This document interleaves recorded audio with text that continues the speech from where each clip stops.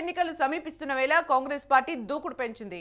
2 నెలల్లో పార్లమెంట్ ఎన్నికల యుద్ధం మొదలవుతుండడంతో అభ్యర్థుల్ని ఖరారు చేసే పనిలో పడింది.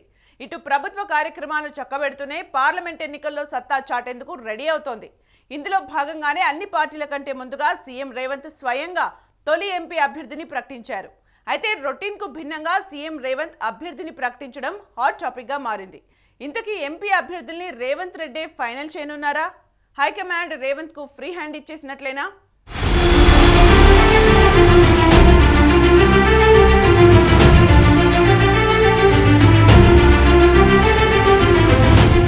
అసెంబ్లీ ఎన్నికల్లో గెలుపుతో ఉత్సాహంగా ఉన్న కాంగ్రెస్ పార్టీ పార్లమెంట్ ఎన్నికల్లో అదే జోష్ను కొనసాగించాలని చూస్తోంది. లోక్సభ ఎన్నికలకు 2 నెలలే సమయం ఉండడంతో అన్ని పార్టీల కంటే ఒక అడుగు ముందుకేసి తొలి ఎంపీ అభ్యర్థిని ప్రకటించింది. సీఎం రేవంత్ రెడ్డి స్వయంగా ఎంపీ అభ్యర్థిని ప్రకటించి అందరినీ షాక్కి గురిచేశారు. నారాయణపేట జిల్లాలో తన సొంత నియోజకవర్గం కొడంగల్ సభలో పాల్గొన్న రేవంత్ పాలమూరు ఎంపీ అభ్యర్థిగా వంశీచంద్ర రెడ్డి పేరును స్వయంగా ప్రకటించారు. తాను ప్రాతినిధ్యం వహిస్తున్న కొడంగల్ ప్రజలు వంశీచంద్ర రెడ్డిని ఆశీర్వదించాలని, తన నియోజకవర్గంలో 50,000 అధిక్యత వచ్చేలా చెయ్యాలని వ్యాఖ్యానించడం ఆసక్తికరంగా మారింది.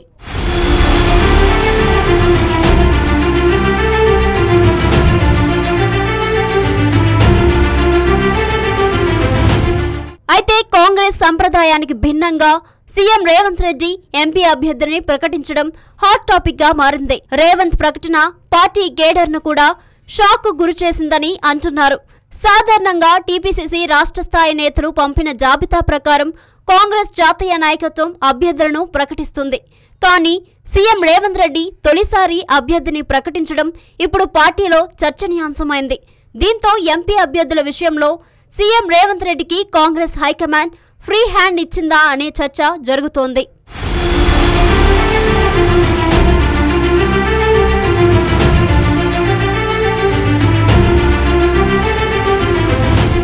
అయితే ఈ క్రమంలోనే మరికొంతమంది అభ్యర్థులను కూడా సీఎం రేవంత్ రెడ్డి ప్రకటిస్తారని ప్రచారం జరుగుతుంది. ఇప్పటికే కొంతమంది పేర్లు కూడా ఫైనల్ అయినట్లు సమాచారం. దీంతో ఆశావాహులు హైకమాండ్ తో పాటు సీఎం రేవంత్ దగ్గర లాబియింగ్ చేస్తున్నట్లు తెలుస్తోంది.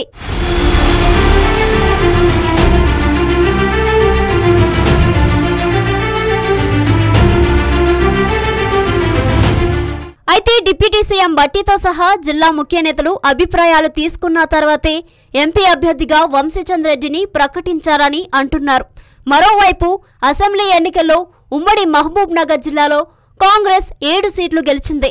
అంతేకాకుండా సీఎం రేవంత్ సొంత జిల్లా కావడంతో స్వయంగా రేవంత్ రెడ్డి ఎంపీ అభ్యర్థిని ప్రకటించినట్లు తెలుస్తుంది. పైగా సౌమ్యుడిగా పేరున్న వంశీచంద్ర రెడ్డిని ప్రకటించడంపై అధిష్టానం కూడా అభ్యంతరం చెప్పదన్న భావనతోనే సీఎం ఆయన పేరు ప్రకటించి ఉంటారని చెబుతున్నారు.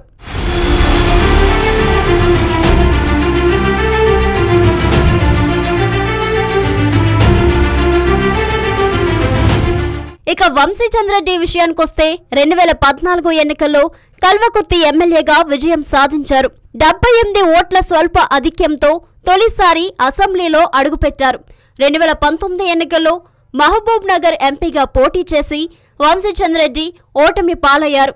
అయితే తాజాగా రేవంత్ రెడ్డి ప్రకటనతో వంశీచంద్ర రెడ్డి మరోసారి మహబూబ్ నగర్ నుంచి లోక్సభ ఎన్నికల బరిలో నిలవనున్నారు. అటు మిగతా పార్టీలు అభ్యర్థులను ఇంకా ప్రకటించలేదు. మరి ఈసారి ఎన్నికల్లో పాలమూరు ప్రజలు ఎలాంటి తీర్పునిస్తారో చూడాలి.